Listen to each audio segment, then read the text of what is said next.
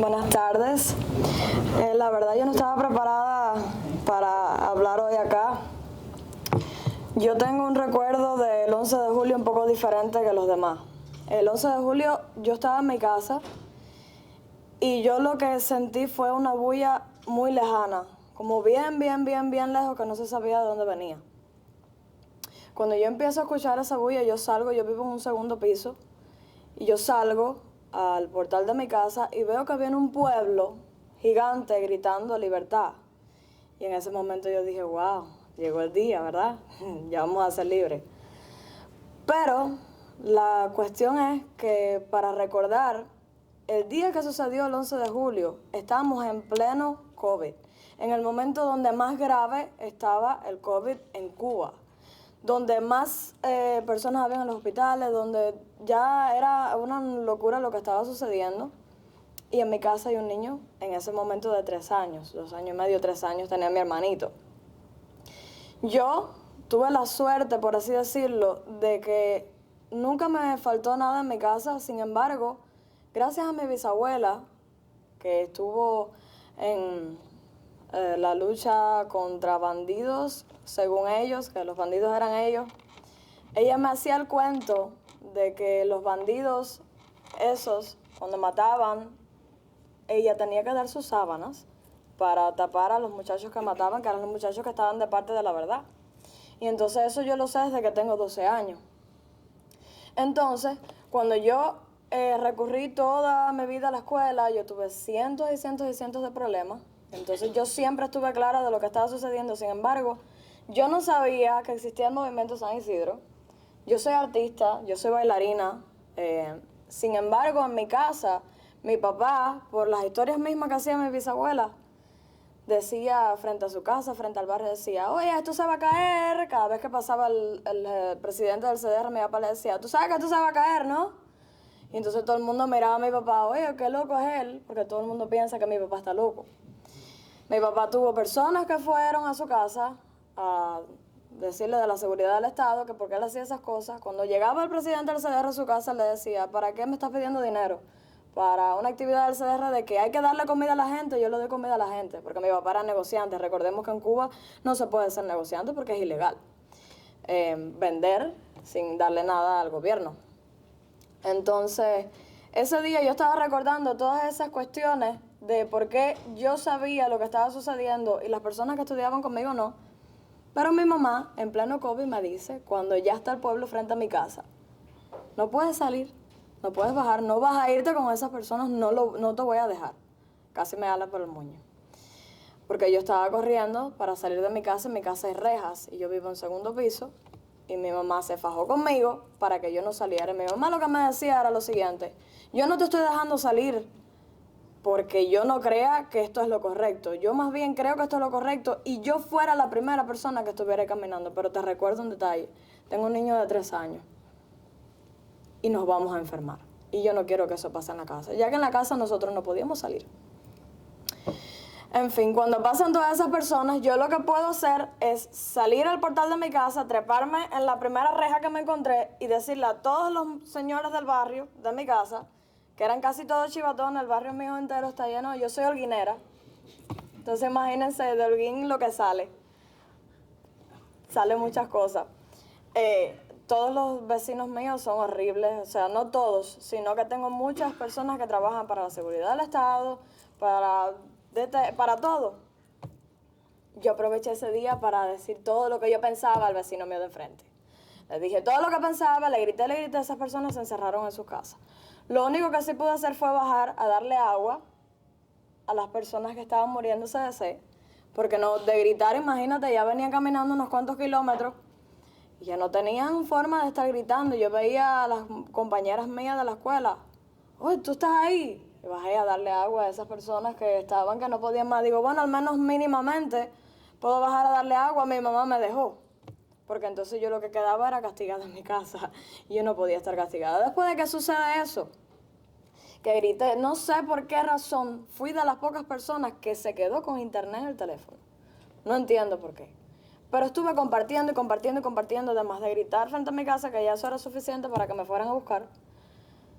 me quedé compartiendo todo mientras yo tengo familia aquí, yo tengo mi tío, tengo todo el mundo que siempre fueron igual, de gritar, de decir, me mandaban los videos, yo hice una recopilación de videos de yo gritando frente a mi casa y de mi familia y otras personas aquí, en Canadá, en Angola, en todos los lugares que yo tenía personas.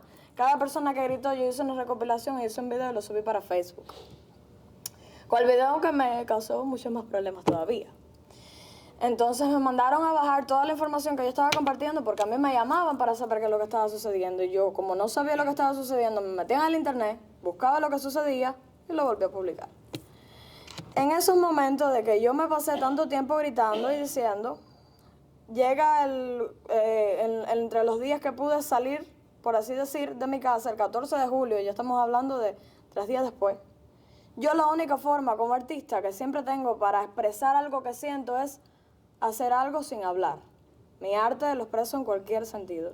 Yo lo que me hago es unas uñas que dicen SOS Cuba y pongo la bandera cubana, que sabemos que en Cuba no te permiten poner la bandera en ningún lugar, ni vestirte con la bandera, ni hacer nada. Y me puse SOS Cuba.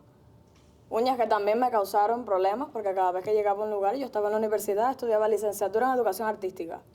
Me decían que me iban a arrancar las manos y que me quitara eso, cosa que me daba igual también. Y a mi mamá le llegaban ciertos mensajes de vecinos que hoy puse en unas historias. Lo que le decían era lo siguiente, que es lo que estaba escuchando, que estaban conversando aquí. El 13 de julio le escribe a mi mamá una vecina, le dice, Yunesis, dile a Daniela que tenga cuidado. Están viniendo los del DTI buscando a la gente que publicaron cosas. A favor de las manifestaciones y hasta los que dieron like en publicaciones y los sin. Estos, en mi barrio, por casa de mi mamá y en Vista Alegre, se habían llevado a unos cuantos muchachos vecinos míos. Y mi mamá preguntándole qué hicieron allá, qué gente que publicó, cuando yo lo que había publicado era básicamente grave para ellos. Mi mamá me trancó en mi casa por unos cuantos días.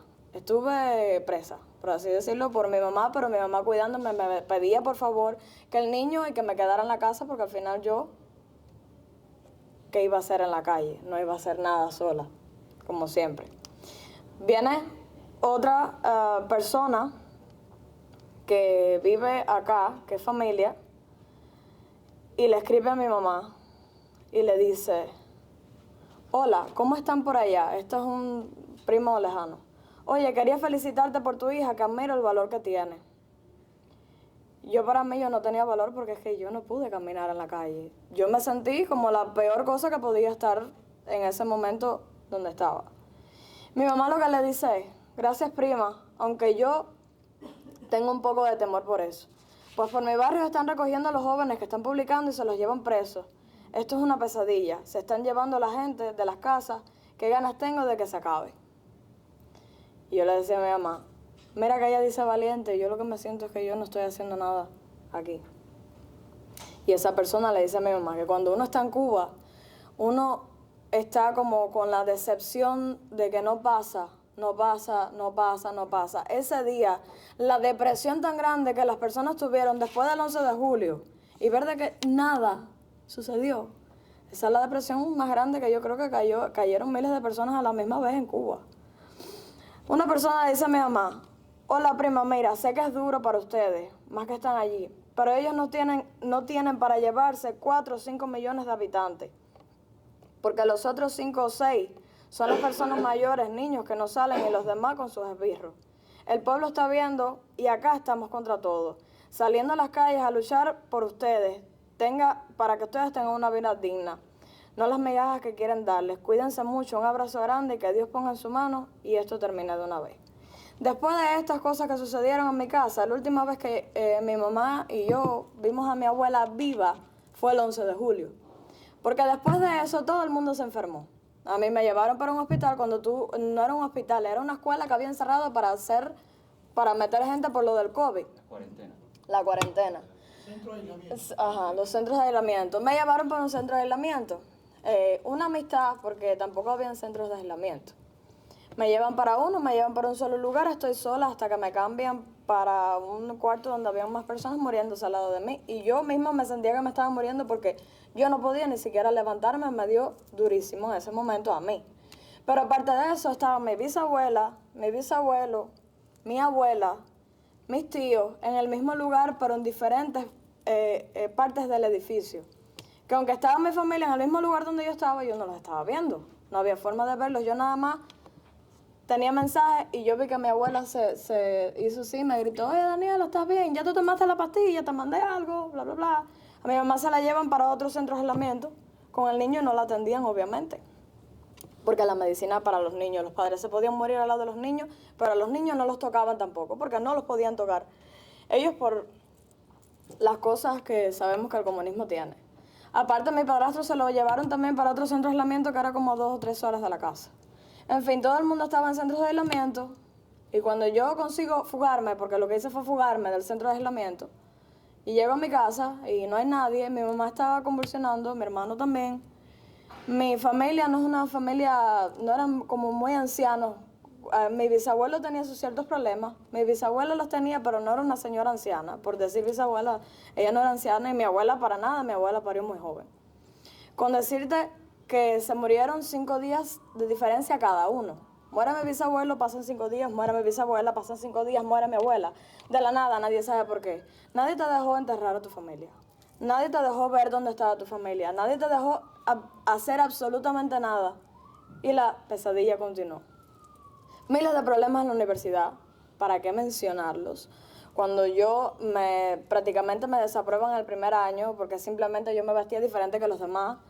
Porque cada vez que llegaba me decían que si yo no estaba de acuerdo con lo que ellos pensaban, bueno, vete de aquí, mejor vete para allá, para donde la gente se queja. Y dicen las cosas las personas fuera del... Y entre otras cuantas situaciones, no creo que yo haya pasado mucho en comparación con otras personas. Además, los muchachos del cuartico son vecinos míos también. Son de la pantalla de Vista Alegre, yo soy de Vista Alegre en Holguín. Y hablo con su familia, con una prima que está acá y me pregunta qué crees que está pasando. Y yo, mira, yo he publicado a veces en internet mi opinión y he tenido buena aceptación cuando hablo, pero eso no significa que yo sepa nada. Yo simplemente puede ser que hablo bien y luce como que hablo. Lo único que me he dedicado a hacer últimamente, que creo que es lo que deben hacer todos los jóvenes, y con esto ya yo quisiera terminar, es que me he puesto a investigar antes de que Cuba cayera en manos de los Castro, cómo era la vida en Cuba en esos momentos cuando no había caído en manos de los Castro y lo que sucedió en la parte de los 60.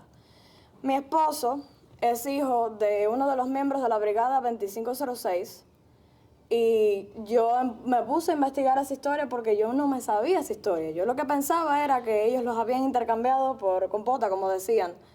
Cuando me di cuenta que era mentira, que bueno, cuando llegué a su casa y vi un periódico, me asusté porque decía La Revolución. Y le pregunto, oye, ¿por qué tú tienes un periódico de La Revolución aquí? Y me decía, no, es que mi papá peleó contra ellos, mi papá está en ese periódico. Digo, no vaya a ser que es la única persona en todo Miami que iba a estar, imagínate. Digo, no, ok, me investigué toda esa historia. Digo, mira todas las cosas que no sabía y que la juventud debería de saber. Me fui a una reunión donde estaban miembros de la Brigada 2506 que aún se reúnen cuando abrieron el nuevo museo que abrieron ahí en la calle 8. Y estuve conversando con unos cuantos y me sentí tan afortunada por saber yo la historia de que miles de jóvenes no tienen idea. Y saber también la cuestión de que hay que informarse para no volver a fallar. Como mismo estaban hablando, todo el mundo se movía. Claro, ellos están organizados para hacerte fallar. Como falló la Brigada 2506, no por ellos, sino por otras cosas que no estaban en sus manos, por eso fue que fallaron. Y otras cuantas veces en la historia que han pasado y no ha pasado nada, y nada, básicamente lo que quisiera es que mostrar vía internet o vía todas las partes que pueda, es además de esto, enseñarle a las personas que están allí, que tienen la venda en los ojos, que se quiten la venda de los ojos, que estudien, que miren lo que pasó en la historia, hasta que lleguen a un punto donde se vea la verdad de lo que tenemos que llegar a ser para al final ser libres. Porque primero está Dios y luego está estudiar, porque para algo hay que aprender y ver lo que hay en la historia, porque el que no conoce su historia está condenado a repetirla. Y con eso termino. Muchas gracias y viva Cuba Libre.